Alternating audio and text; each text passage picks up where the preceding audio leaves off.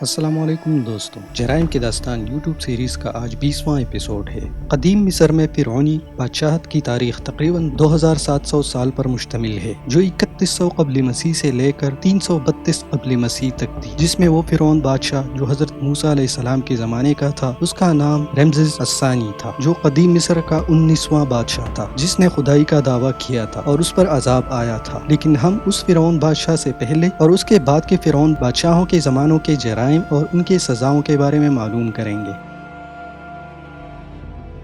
قدیم مصر میں چوری کو ایک سنگین جرم سمجھا جاتا تھا اور قانونی نظام میں ایسے جرائم کے خلاف قانونی چارہ جوئی اور ان سے نمٹنے کے لیے اقدامات موجود تھے۔ چوری ہونے پر مقامی حکام شواہد اکٹھے کرنے اور مشتبہ افراد کی شناخت کے لیے تحقیقات کی نگرانی کرتے تھے۔ چوری کی سزائیں چوری شدہ سامان کی قیمت اور جرم کی نوعیت کے لحاظ سے مختلف ہوتی تھیں۔ چوروں کو جرمانے، معاوضہ، جسمانی سزا جیسے مار پیٹ یا سرعام کوڑے مارنا، انہیں غلام بنانا یا سنگین صورتوں میں پھانسی بھی دی جا سکتی تھی۔ سزا کی شدت مجرم اور جس سے چوری ہوئی تھی اس کی سماجی حیثیت سے بھی متاثر ہو سکتی تھی۔ حکمران اتھارٹی نے مناسب سزا کے تعین میں کچھ ضوابط رکھے تھے، جس کا مقصد معاشرے میں نظم و ضبط کی بحالی اور مزید چوری کی حوصلہ شکنی کرنا تھی۔ تاہم یہ نوٹ کرنا ضروری ہے کہ قدیم مصر میں چوری کے مقدمے کی مخصوص تفصیلات وقت کے ساتھ اور مختلف خطوں میں مختلف ہو سکتی تھی۔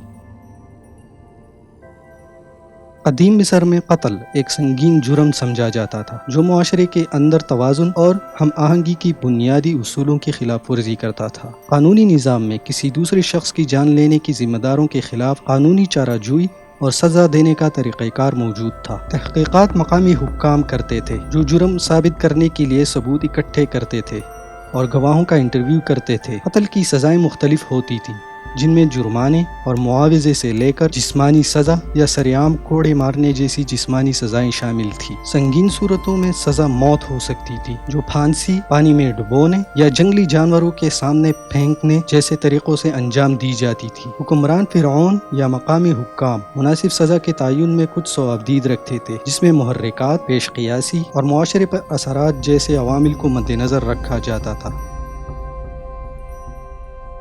زنا کو بھی قدیم مصر میں ایک سنگین جرم کے طور پر دیکھا جاتا تھا، جس میں ازدواجی وفاداری کو برقرار رکھنے اور سماجی اور مذہبی اصولوں کو برقرار رکھنے پر توجہ دی جاتی تھی۔ جب زنا کے معاملات دریافت ہوتے تو قانونی نظام میں قانونی چارہ جوئی کے لیے اقدامات موجود تھے۔ سماجی حیثیت اور حکمران اتھارٹی کے ضوابط جیسے عوامل کی بنیاد پر سزائیں مختلف ہوتی تھیں۔ نتائج میں جبری طلاق، جرمانے، معاوضہ، جسمانی سزا جیسے مار پیٹ یا سرعام کوڑے، عوامی تذلیل یا انتہائی صورتوں میں پھانسی بھی شامل تھی۔ سزا کی شدت اور مخصوص کارروائی کو کمیونٹی پر اثرات اور ملوث افراد کی سماجی حیثیت جیسے عوامل سے متاثر کیا جا سکتا تھا۔ غداری، فرعون یا ریاست کے خلاف سازش کرنا قدیم مصر میں ایک جرم تھا، جس سے مملکت کے استحکام اور نظم کو خطرہ تھا۔ قانونی نظام میں غداری کے مقدمات کو حل کرنے اور ملوث افراد کے خلاف مقدمہ چلانے کی دفعات موجود تھی۔ حکام سازش کرنے والوں کی شناخت اور شواہد اکٹھے کرنے کے لیے تحقیقات کرتے تھے۔ غداری کی سزائیں سخت اور حالات کے لحاظ سے مختلف تھیں، ان میں پھانسی، جلاوطنی یا غلامی شامل تھی۔ حکمران فرعون کے پاس غداری کے عمل سے لاحق خطرے کو مد نظر رکھتے ہوئے مناسب سزا کا تعین کرنے کا اختیار تھا۔ غداری کے لیے قانونی چارہ جوئی کا مقصد فرعون کے اختیار کی حفاظت اور ریاست کی سالمیت کو برقرار رکھنا تھا۔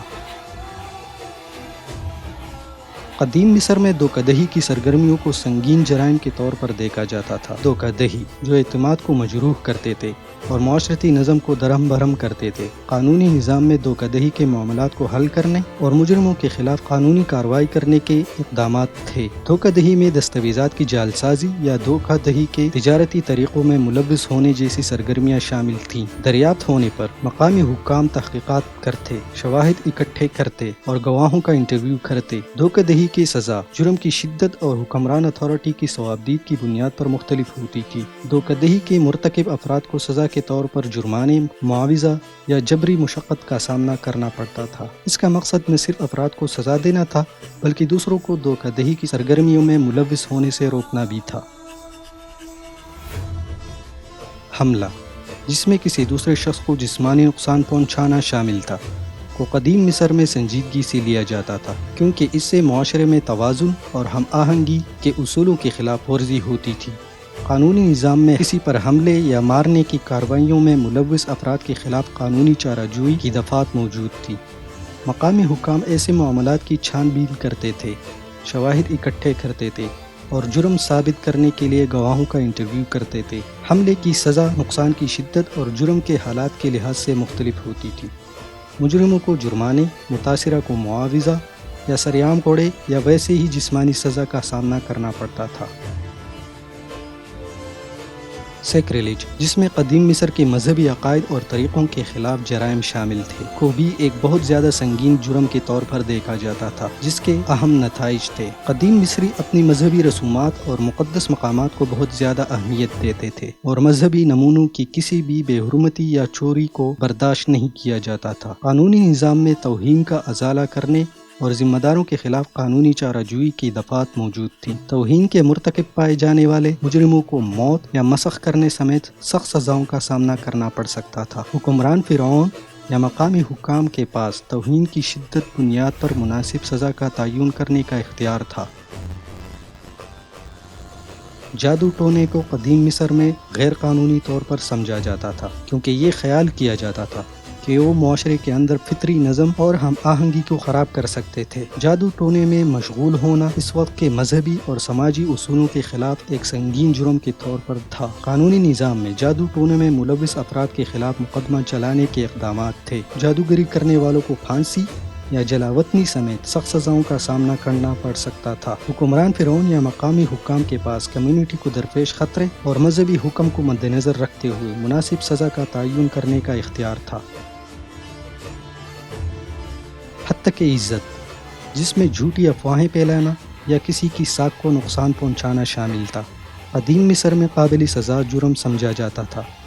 قدیم مصریوں نے عزت، وقار اور ایک ہم آہنگ سماجی نظم کو برقرار رکھنے کو بہت اہمیت دی تھی۔ کسی پر جھوٹا الزام لگانا یا اس کی ساکھ کو داغدار کرنا ایک سنگین جرم کے طور پر دیکھا جاتا تھا۔ اگرچہ حتّیٰ عزت سے متعلق مخصوص قوانین مختلف ہو سکتے تھے، قانونی نظام میں ایسے معاملات کو حل کرنے کے لیے انتظامات موجود تھے۔ حتّیٰ عزت کے مرتکب پائے جانے والے مجرموں کو جرمانے یا عوامی تذلیل جیسی سزاؤں کا سامنا کرنا پڑ سکتا تھا۔ فرعون یا مقامی حکام نے قانونی کارروائی کی نگرانی اور جرم کی شدت کی بنیاد پر مناسب سزا کا تعین کرنے کی ذمہ داری عائد کی۔ حتّیٰ عزت کے لیے قانونی چارہ جوئی کا مقصد سماجی تانے بانے اور ذاتی ساکھ کی حفاظت کرنا تھا۔